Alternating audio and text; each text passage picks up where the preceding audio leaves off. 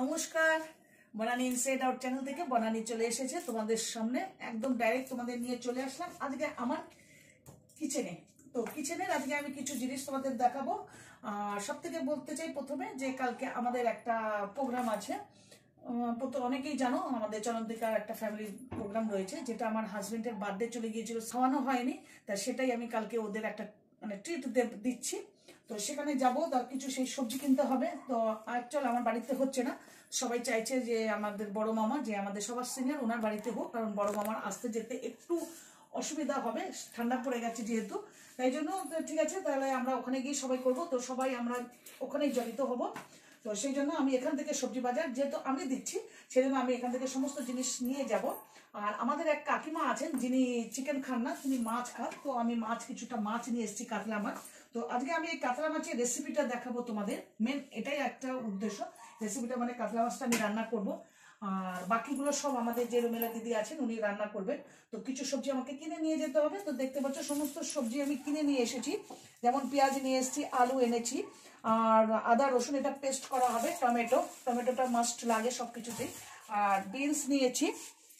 আর আমার অলরেডি ফ্রিজে আমার ক্যারেট আর রয়েছে, সবজি রয়েছে। তো বেশি সেগুলো সবজি কিনে নিই। আর এখানে দেখতে পাচ্ছ, বের করছি না, যাতে ফুলকপি, বাঁধাকপি রয়েছে, আর কিছুটা কাঁচা লঙ্কা রয়েছে। এগুলো তো চাই বলো সবজিতে, তো অনেক রকমের সবজি করবে বলেছে। আর আমার ফ্রিজে অলরেডি বেগুন, মটরশুঁটি এগুলি সব রয়েছে। তো সেগুলো সমস্ত আমরা নিয়ে ওখানে যাব। তো আজকে আমি আর এই সবজিগুলো কিছু খুললাম না, এখানেই রাখলাম সমস্ত কিছু। আর একটা ভেজিটেবল সবজি হয়তো বা আমাকে বানিয়ে নিয়ে যেতে হবে, কারণ আমাদের ছোট মামা উনি হেলথের বিষয়ে ভীষণ ভীষণ কেয়ার নেন। সেই জন্য ওনার জন্য একদম উইদাউট অয়েল। তো আমার কাছে তো এয়ার ফ্রায়ার নেই যে আমি উইদাউট অয়েলে ওনাকে কিছু করে দেবো। তাই অল্প একটা তেল দিয়ে একটা সবজি আমি বানাবো। পাঁচমিশালি বলেছে, খেতে চেয়েছে আমার কাছ থেকে। উনি কোনো ননভেজ খান না, চিকেন খান না, মাছ খেলেও খুব সামান্য মাছ খায়। তো সেই মাছটাও খাবেন না বলছে, যেহেতু হেলথের প্রচণ্ড কেয়ার নিচ্ছে। সেই জন্য আমি একটুখানি ভেজিটেবল বানিয়ে নিয়ে যাব। পাঁচমিশালি বলেছে এই সিজনে, শীতের সিজনে যেসব ভেজিটেবলটা পাওয়া যায়, যেমন ধরো বিনস, ভালো ভালো বিনস পাওয়া যায়, ক্যারেট পাওয়া যায়, ফুলকপি, বাঁধাকপি। তো আমি ভাবছি দেখি কি করা যায়। তো একটা পাঁচমিশালি করব। আর এই আমার সমস্ত কিছু আজকে। তো আমি শুরু করে দেবো কাতলা মাছের রেসিপিটা। তো চলো আজকের কিচেন নিয়ে তোমাদের, তো আমার সাথে থাকো, দেখতে থাকো আজকের কাতলা মাছের রেসিপিটা। আর সত্যি কথা বলতে আজকে কাতলা মাছের রেসিপিটা আমি একটু অন্যভাবে বানাবো, কারণ আমি একটুখানি নর্মাল খাই, নর্মাল পাতলা ঝোল আলু টালু দিয়ে। তো কাকিমা শুনলাম, কাকিমা নাকি একটু স্পাইসি খেতে ভালোবাসেন উনি। অনেকে তো অনেক রকমই খেতে ভালোবাসেন, তো স্পাইসি খেতে। তাই জন্য আজকে একটু অন্যভাবে, নতুনভাবে একটু একটু আইডিয়া নিয়ে আজকে একটু বানাবো। তো অবশ্যই প্রথমে বলে নিতে চাই, তোমাদের যদি অবশ্যই ভালো লাগে আমার কাতলা মাছের রেসিপিটা, তো অবশ্যই কমেন্ট, লাইক আর সাবস্ক্রাইব করবে। আর জানাবে যে কাতলা মাছের রেসিপিটা কেমন লাগলো। আর অবশ্যই তোমরা সবাই এই রেসিপিটা একবার বানিয়ে খাবে, দেখবে তোমাদের কাছে ভালো লাগবে। তো চলো শুরু করা যাক আজকের আমার কাতলা মাছের রেসিপি, সাথে থাকো।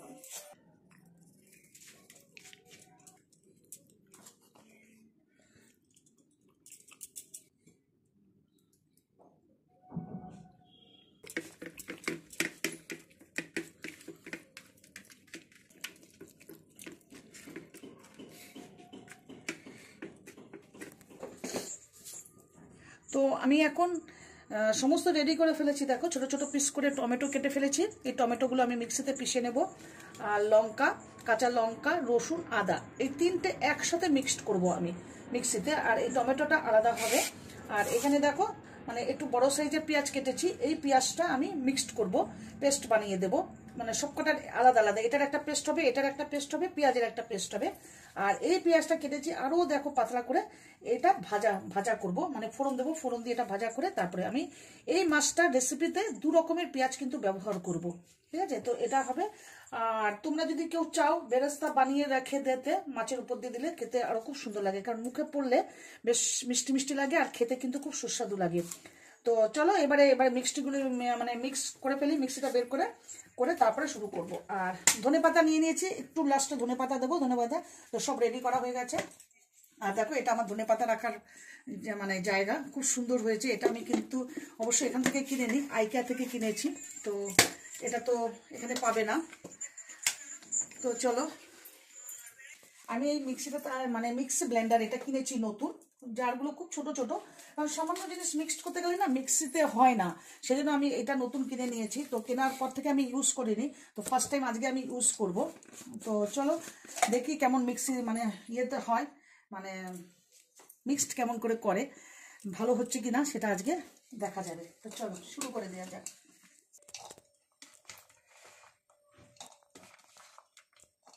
আর এটার কিন্তু একটা ভারী সুন্দর আরেকটা সুবিধা আছে জানো তো, এটার একটা ক্যাপ দিয়েছে, সেটা মানে ধরো বেশি এই মিক্স বেশি মানে পেস্ট হয়ে গেল, তো আমাদের ফ্রিজে রাখার জন্য আমরা কি করি, অন্য কন্টেনার বা অন্য কোনো বাটি ইউজ করি। তো এটার মধ্যে তুমি কিন্তু ঢাকনা আছে আমার ভিতরেই রেখে দিয়েছি, বক্সের ভিতরে ঢাকনাটা দিয়ে ফ্রিজে কিন্তু তুমি স্টোরেজ করতে পারো, বেশ ভালো সুবিধা আছে কিন্তু এটাতে।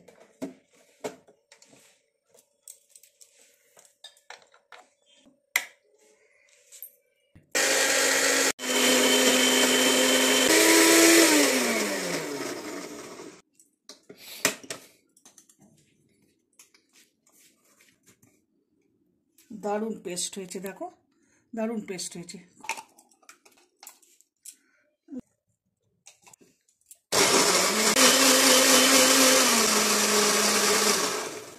দারুণ অপূর্ব হয়েছে।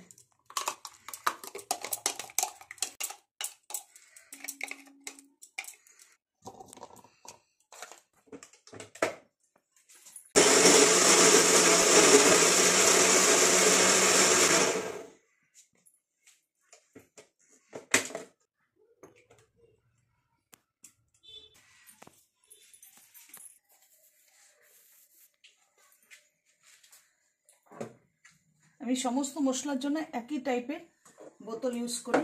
তো তোমাদের যদি জানার দরকার পড়ে যে কোথা থেকে এগুলো কিনেছি, তাহলে আমি ডেসক্রিপশনে দিয়ে দেবো।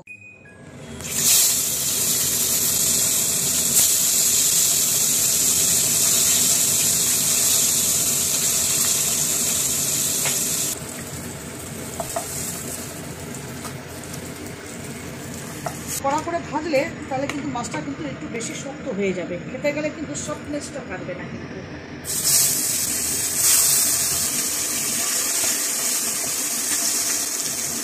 আমি 6 পিস মাছ নিয়েছি, তো 6 পিস মাছের জন্য এতটাই মাছের দরকার পড়বে। এবার তোমরা যদি আরও বেশি মাছ মানে রান্না করতে যাও তো আর একটু কোয়ান্টিটি বাড়িয়ে দেবে। তা আমি এই 6 পিসের জন্য আমি 3খানা কিন্তু টমেটো নিয়েছি, 3টে টমেটোর পেস্ট, 4টে থেকে 5টা কাঁচা লঙ্কা, আর আর্ধেকের একটু বেশি রসুন আর আদা, এতটা আদা নিয়েছি। আর পেঁয়াজ নিয়েছি আমি 5টা, এখানে 3টে পেঁয়াজ পেস্ট করেছি, 2টো পেঁয়াজ কেটে রেখেছি, অল্প করে ধনে পাতা। এবারে তোমরা যদি বেশি মাছ রান্না করো তো সেই হিসাবে তোমরা কিন্তু এর কোয়ান্টিটিটা একটু বাড়িয়ে দেবে। আমার 6টা মাছের জন্য এই কোয়ান্টিটি। আর এটা ফোড়নের জন্য নিয়েছি একটা তেজপাতা, অল্প জিরে, আর এই মানে চাক্কি লবঙ্গ, আর এইটাকে কি বলেন আমি ঠিক নামটা জানি না, ভুলে গেছি, আর 2টো এলাচ। এগুলো হবে ফোড়নের জন্য।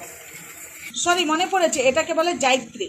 এই একটা দিতে হবে, 2টো এলাচের একটু মুখটা খুলে নিতে হবে, আর এই চারটি লবঙ্গ এগুলো ফোড়ন দিয়ে। তো যখন করবো আমি পুরো টোটালটা দেখাবো, একটু দেখে নিও।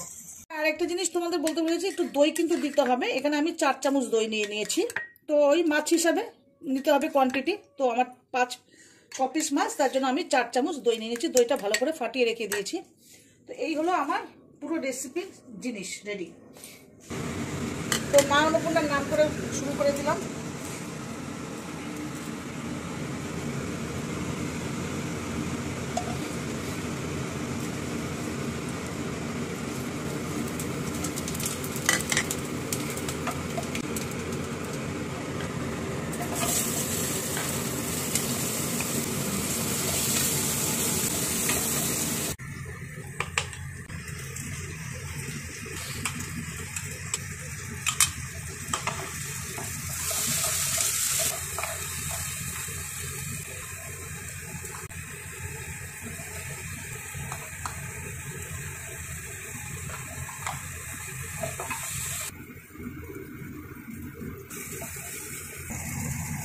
জিরের গুঁড়ো, ধনের গুঁড়ো, কাশ্মীরি চিলি পাউডার কালারটা আসার জন্য, হলুদ, লাস্টে নুন।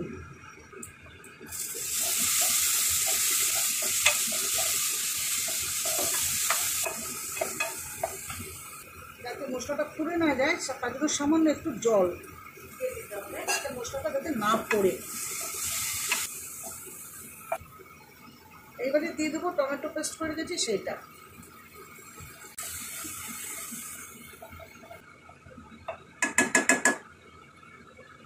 ভালো করে ফোটাতে হবে, কারণ মানে কোনো কাঁচা কোনো মশলার গন্ধ যাতে না বেরোয় সেই জন্য একটু ভালো করে বেশ মশলাটাকে পাকাতে হবে। কিন্তু যখন সাইড দিয়ে একটু তেল তেল তেল তেল ভাব চলে আসবে তখন জল ঢালতে হবে।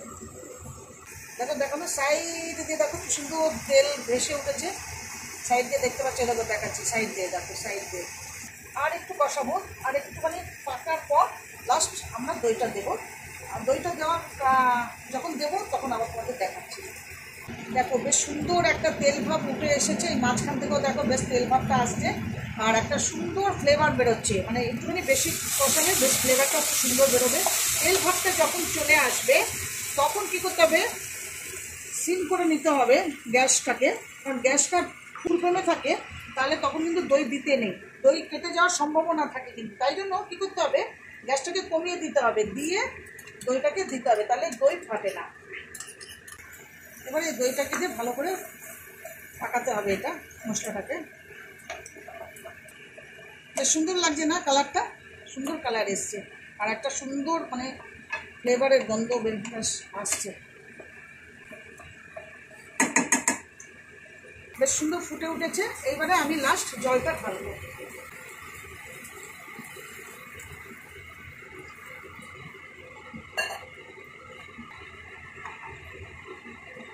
গ্রেভিটা যখন ফুটবে তখনই মাছগুলো ছাড়বো লাস্টে। এবারে গ্রেভিটা ফোটা শুরু হয়েছে, এরপরে এক এক করে আমি সব মাছের পিসগুলো ঢেলে দেবো।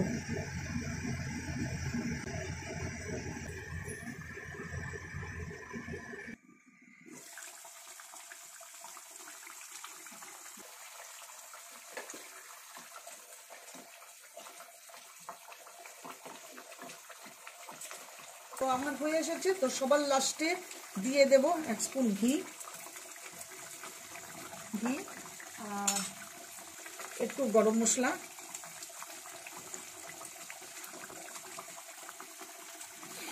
আর চাইলে কেউ চাইলে ইয়েও দিতে পারো, ধনেপাতাও দেওয়া যাবে, আবার না চাইলে ধনেপাতা না দিলেও চলবে। তা আমি একটুখানি সামান্য ধনেপাতা দিয়ে দিলাম।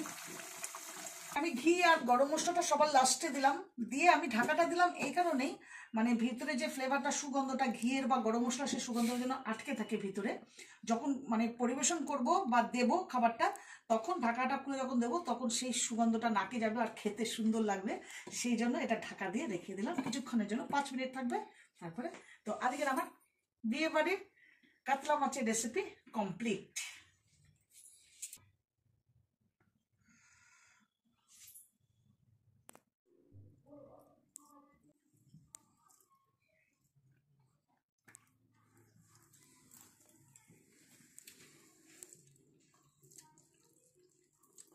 কি অপূর্ব টেস্ট হয়েছে গো।